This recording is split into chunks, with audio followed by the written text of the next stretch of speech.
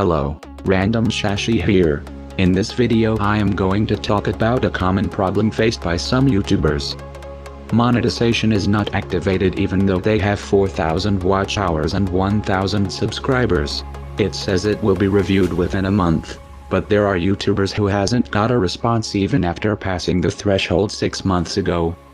This problem could be caused by different reasons, such as still active community or copyright strikes. Or your channel has videos that have misleading thumbnails or titles. Your channel must have genuine contents. If you have made the subscribers and watch hours through unfair means, such as doing sub for sub and buying views, your channel will not be approved for monetization. If you haven't done the above mentioned things and does not have any pending strikes, still your monetization is not approved.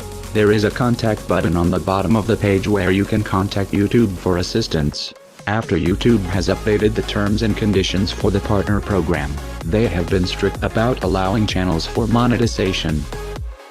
If you like this video, please give it a thumbs up, and don't forget to subscribe and hit that bell icon.